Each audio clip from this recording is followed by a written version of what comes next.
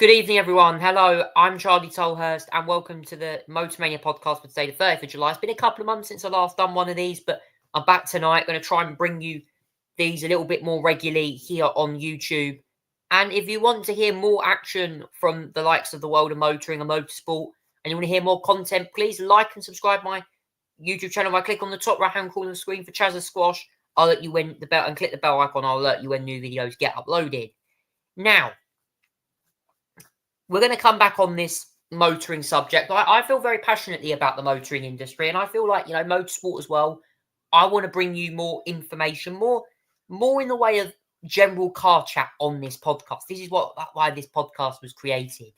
Obviously, I'm still going to do Motormania themed videos. I might even try and set a Motormania YouTube channel up as well, where I'll actually do some content on that actual channel.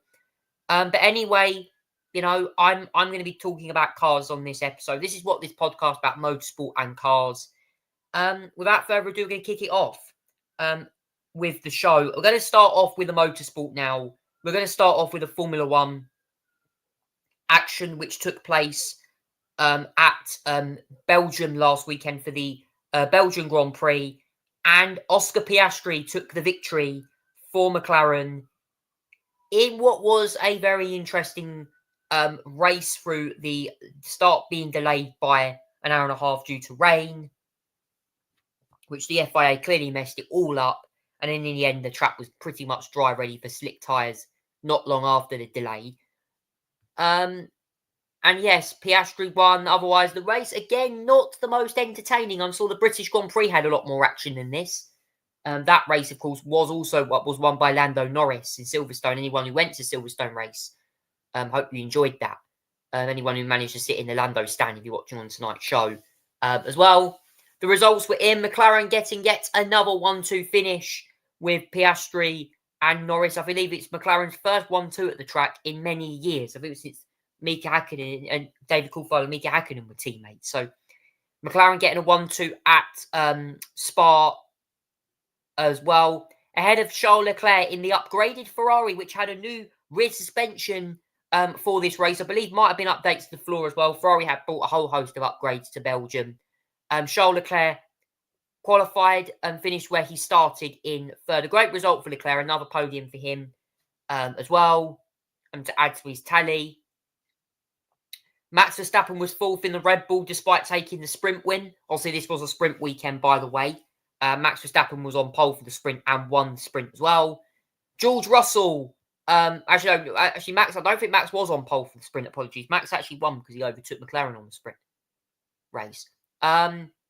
Fifth was George Russell in the Mercedes. Mercedes, again, not having the best of weekends. I think George definitely finished where he was expected to in that race. Alex Albon with another great result for Williams in sixth, ahead of Lewis Hamilton's charging Ferrari, which had a two Q1 exits, SQ1 and Q1, got his lap time deleted in qualifying for track limits at Raidillon, recovered to 7th place. But another weekend to forget for Hamilton, who's clearly not been that great in that Ferrari this year, only a sprint win in China. But Albon with a huge haul of points for Williams in 8th position. Sainz got points in the sprint, but Albon done even better in the race. It was a great weekend for Albon. I have to say, one of my drivers of the weekend without question. Liam Lawson gets 8th place, 4 points for Art Racing Bulls. A good result for Liam Lawson. Again, showing why he wants that seat. Shame after his Red Bull struggles. Gabriel Bortoleto beat Nico Hülkenberg this weekend. Hülkenberg was 12th, obviously got that amazing podium at Silverstone just a few weeks ago. Commanding drivers, his first ever podium in F1 in his 240 race starts. It was 239 from what I heard. But unfortunately beaten this weekend by Gabriel Bortoleto, who got, I think, into Q3 as well. Great result from him. And Pierre Gasly completed the points in the Alpine. Again, Alpine's car. Oh my God, Alpine have got a bad car this year. But Gasly dragging it to a top 10 finish. I've got respect for Gasly. Then the train of cars behind Gasly. DRS train effectively with Ollie Behrman finishing in 11th. Haas, for me, had more potential this weekend. I definitely thought Haas could have scored points. Ocon finished 15th and basically got caught up by the strategy. And we had Hülkenberg, Tsunoda, Yuki Tsunoda getting caught up by strategy as well from Red Bull. Obviously, Red Bull's first race now after Christian Horner's departure, Laurent Mekies taking over the reins of that team. Alan Permain down to obviously goes to RB Racing Bulls as team principal there, following the changes. Stroll was 14th, beat Alonso. Fernando Alonso finished 17th in a disappointing showing for Aston Martin, given Alonso's impressive run of form, predating before this weekend. Then you had Andrea Kimi Antonelli, 16th in the Mercedes. What a shocker of a weekend he had. He spun in sprint qualifying, then just on main race pace, could not get through into Q2, and then just finished 16th with a whole host of errors for the Italian. Then we had Alonso. Sainz got caught up by the strategy. Colapinto had another disastrous weekend. His contract's up in the air at Alpine. And then Hadjar was a lap down. Again, just got caught out by the strategy in that one. 16 points the gap in the World Championship between Oscar Piastri and Lando Norris. I think Max Verstappen's at that 80 points behind, so he's definitely nearly ruled out of this World Championship fight. It's a long shot for Max. We go to the Budapest, the Hungaroring this weekend for the Hungarian Grand Prix, where the whole circuit has had a massive modification. Brand new pit building, a new grandstand along the start-finish straight. Just in general, huge modernisation improvements. It's great to see racing circuits like the Hungaroring, which have been hosting F1 racing since 1986. I think Senna actually won that race. I think was it Nelson Piquet and Ayrton Senna racing at the time. Piquet and Senna's battle that year was very interesting. I think it was Piquet that overpassed Senna or something. It was an interesting race. But 1986, 40th edition of the Hungarian Grand Prix. And this race will be seeing, obviously, the redevelopment work to the track. So great to see that the circuit getting newer, modern facilities, which were definitely due an upgrade as well. So it's great to see the investment going into the circuit. Ahead of this weekend's race. That's the F1 done. Moving on now to IndyCar, which raced at Laguna Seca, Mazda Raceway Laguna Seca last weekend for the Firestone Monterey Grand Prix. And Alex Palou has taken a step closer towards the crown. I mean, what a season he is having. I think he's won, 10 races now? Mega job by him again. Won 95 laps. Led 84 of the 95 laps. To come home ahead of Christian Lundgaard in an impressive showing from him. I have to say, it's usually been Pato O'Ward that's had the strong showings recently. I think he won 2 of the last 3 races, actually, O'Ward did, at Iowa. I think it was road at Honda. He also won as well at Iowa, Toronto, the street race, one of his weakest tracks he won on. O'Ward was 4th in that race, ahead of Colton Herta in 3rd. What is going to be going on with the Cadillac seat next year? Will the Cadillac seat go? I've heard Sergio Perez is in the running for that. I think Pato did say that Perez was in training for that. Yes, Colton Herta 3rd, Scott Dixon 5th, Ilott 6th, Will Power was 7th, and Marcus Armstrong 8th. Rasmussen impressing in 9th as well for Ed Carpenter Racing's team. Scott McLaughlin was 10th. Then you had Newgarden, Ray Hall, Malukas, Daly, Ericsson. There was also several other involvements in contact. Rinus VeeKay got involved in a collision, which is why he finished down in 23rd position. I think it was Felix Rosenquist also. Was it Felix Rosenquist that also got involved in one as well? I know that Rinus VeeKay had a collision. He ran into the back of someone, I think. Or actually, no, it was Carl Kirkwood who had a collision. I think Rinus VeeKay got caught up in a collision as well. Ericsson had a mechanical. Abel and Simpson had contact. It was a chaotic race for the IndyCar season. Certainly saw some chaos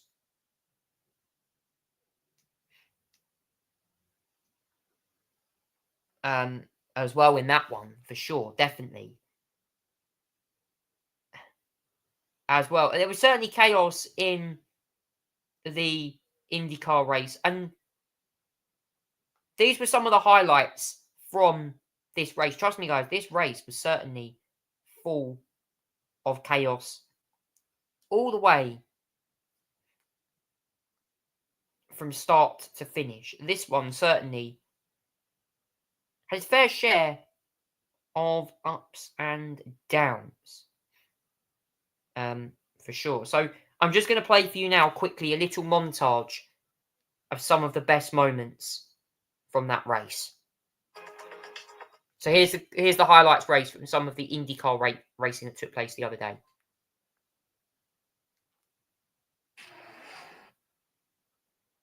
Have a listen to this.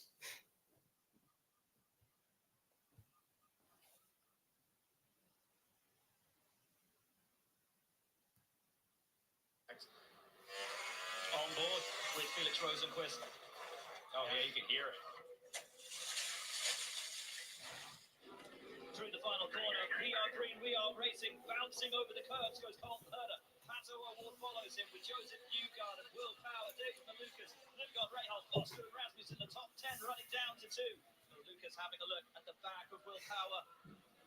Palou got wide. Alex Palou blew the brake zone there, allowed Colton Herta to draw closer. Palou almost going off the racetrack. It's so dirty out wide there. That was really close stuff for Palou. Lundgaard, he said yesterday when he was on our Indy Next coverage that he'd be going on the charge, and he is on the charge, and he's up to 6th place. On David Malukas as Rasmussen, always exciting, gets his rears out onto the gravel, and now Graham Rahal tries to go round the outside of Malukas on the run back up the hill, and Malukas says not right now, as Rasmussen now takes advantage and takes the position from Graham Rahal. Jacob Abel's day is done. You have to wonder, was there a brake issue on the 51? I was just going to say that because that's well off track, and he's still going. I mean, you can see the fronts kind of locking up as he's skipping. It looks like stuck throttle, James. It was almost the rears were still spinning. On the run down to 11, the challenge for Pato O'Ward remains the same. Get past her to go after Palou. The challenge for Palou remains the same as ever it was. Gap the field and take this thing into his own hands. All these laps under yellow are kind of playing into the hands of Colton Herta here, as it's shortening the laps that he's got to do on the hards, as McLaughlin trying to make moves around Foster on the outside. Same with Ericsson, side by side there with Armstrong. And Ferrucci trying to take advantage of that. Gets Ericsson, has a look at Armstrong. And here comes Alexander Rossi around the outside of the boat. See where Marcus Armstrong blends out here. Oh, and VK. And VK was in a battle with Dixon and Kirkwood over what is 7th place. Having a look up the inside of the Dutchman. It's a nice line through there. They run too wide. Almost contact, a little bit of contact there. And then on the run down in and just punts him. Alex Palou in 2nd place and hunting him down. That was the first lap leg of Nolan Siegel's career. How long can he hang on, though, from the championship leader as Lundgaard tries to put the pass on his teammate Pato O'Ward, and O'Ward can ill afford to lose another position, but that's exactly what he will do to his teammate. He's got some big pressure from Colton Herta, who desperately needs to get around him to not let Alex Palou get too far ahead. And as we look back, or as we were looking back, there's another orange car in the back of that shot who is catching these two at pace. And that is the McLaren of Christian Lundgaard, who made his way past Pato O'Ward, and there he is, right there in the papaya and black McLaren. He's got himself past Callum Ilott. He's catching these two up. He only pitted a couple of laps before the likes of Alex Palou and Pato O'Ward. He's made up a huge number of places compared to those who started ahead of him, as now Herta takes the place away from Scott Dixon. And now Lundgaard. Oh, is he going? He is up the inside of the corkscrew. Lundgaard. That's magnificent. I love that. Pit. Dixon called into pit lane. And folks, listen, we thought that Lundgaard had been lunging in on the corkscrew. That is a ending as he punches the front. And Rasmussen tucked up behind of Siegel. Oh, big up and in to Louis Foster. Oh, and a spin on the exit of the corkscrew. Kept his foot buried in it. You can just see side by side, Foster not giving him quite enough racing room there and then he just collided into the side of him. Really nothing Siegel could do. Santino Ferrucci spins and is off, and that is at the top of the hill at the corkscrew. Back under yellow. And Ferrucci. We are back to green, Dixon, as he had in the last restart. He has again, and Dixon defends. And O'Ward now up to the inside of Scott Dixon, who runs deep, and the McLaren man will try to take the advantage of that, and so too will Callum Ilott. Ilott looks to the outside, but O'Ward gets the position and gets the job done. Now the Prema man all over the back of the six-time champion here in the MTT IndyCar Series. Ilott with the best career result of fifth. A fifth place that came here at Laguna Seca, now under pressure from Rasmussen. Has to defend. Rasmussen has a great advantage running up the hill. Can he take advantage? He can't for the moment. Utter perfection once again from Alex Palou. 8 wins in a season. Sensational. 8 wins in a season. What a remarkable run of form he is having. And he is a step closer now to that championship. Just confirm it was Carl Kirkwood and Rinus VeeKay both collided in that race. And also as well, Jacob Abel apparently looked to have had a stuck throttle issue, is why he retired. So the next round for IndyCar, well, we are heading to the next race, which will be at Portland. I believe this is going to be one of the final road course races of the year before Milwaukee and I believe Nashville complete the season. So chances for points, wins, and everything international rise for IndyCar certainly will be an interesting experience. So that is all of the IndyCar news there in a nutshell. Moving on now to the Formula E racing, which took place in London. It was the final round of the season in that as well. It comes as ABB and Formula E renew their contract and their partnership. And in the race, Oliver Rowland obviously won the championship in Berlin. But London produced 2 chaotic races for sure. At the Marvel Fantastic Four, a London E-Prix, obviously that was actually a film that came out the other day. I actually watched that film in the cinema the other day. And in the end, it was Nick Cassidy who took both race wins. Round 16 and 15. 15 and 16 were won there. The top 10 were Cassidy, De Vries, Verline, Van Dorn, Vern, Mortara, Frines, Dennis, Nato, and Evans. And in race 2, the top 10 was Cassidy, who set the fastest lap, unfortunately be leaving Jaguar at the end of the season. Jaguar and I have to say, Jaguar's turnaround this season has been amazing, and especially for Nick Cassidy, who at the start of the year was looking very uncertain in that car. Double wins and putting himself, I think, was it second or third in the championship? Great recovery from him. Nick De Vries was second in that race. Sebastian Buemi from 19th on the grid to third. Mega drive from Buemi, the ex-Toro Rosso F1 driver. And also, I think he was season 3 champion. Great drive from him in the Envision. I think he won a race this year. I'm not sure. He was at Monaco or something. He won a race this season, I think, Buemi. Dennis, 4th, a champion from a couple of years ago. Jake Dennis. But by the way, Oliver Rowland is, I think, only the second Brit to ever win a Formula E championship. Evans was 5th. Da Costa, 6th. Gunter, 7th. Pat Verline, 8th. Degrassi, 9th. David Beckman in the Cupra Hero completing that race. It was also a maiden pole position for Dan Ticktum. Sadly, though, Ticktum was caught up in, I believe it was the first race. I think got caught up in a collision with Taylor. Barnard also got caught up in a collision as well. I think he just hit one race. Evans. It was a great weekend. Formula E obviously finishes now 2026 season. Obviously, the new generation of Formula E cars. Obviously, we had now Formula E itself returns in 2026. In terms of the schedule, the first round is on the 6th of December in Sao Paulo, Brazil for round 1.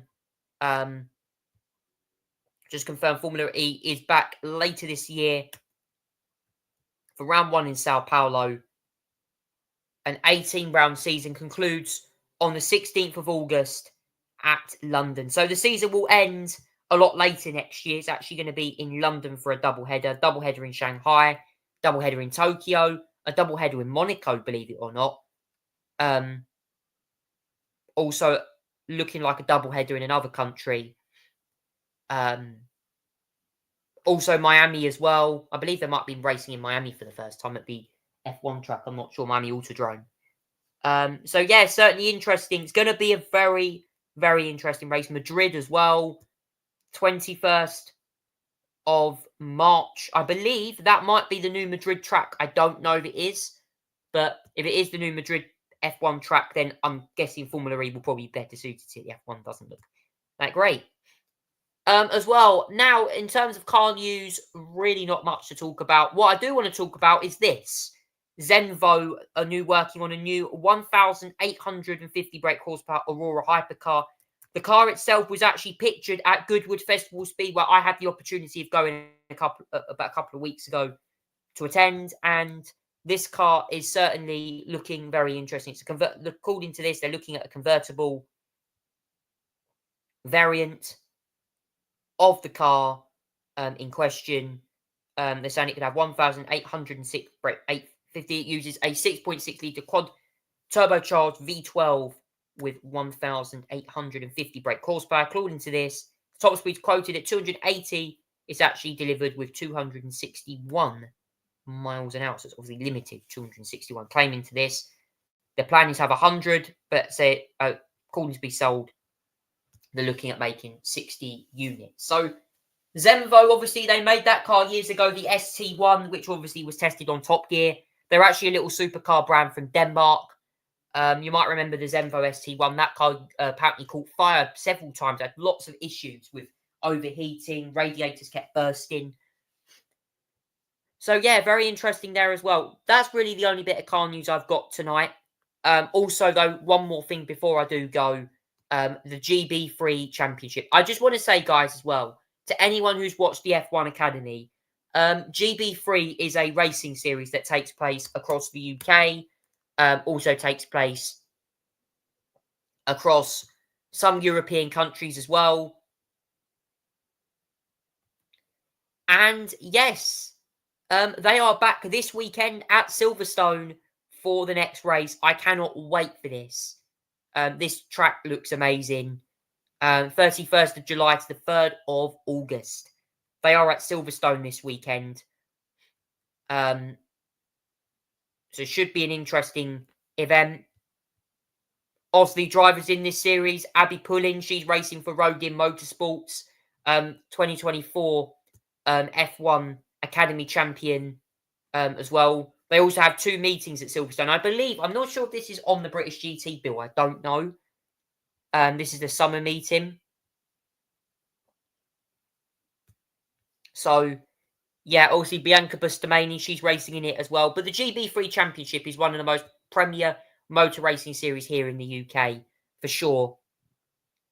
And obviously it's coming to Kent for Brands Hatch GP, 23rd to 24th of August. As well. In terms of what they race on, well, they race on 4 circuits outside the UK, should I say. So they go to Silverstone, Zandvoort, Spa, Hungaroring, and also as well, they go to Monza, which will be the last round of the championship. That's on the 18th to 19th of October. And then the 4th to the 5th, they go to Donington Park. So it's a championship that goes across the UK and Europe.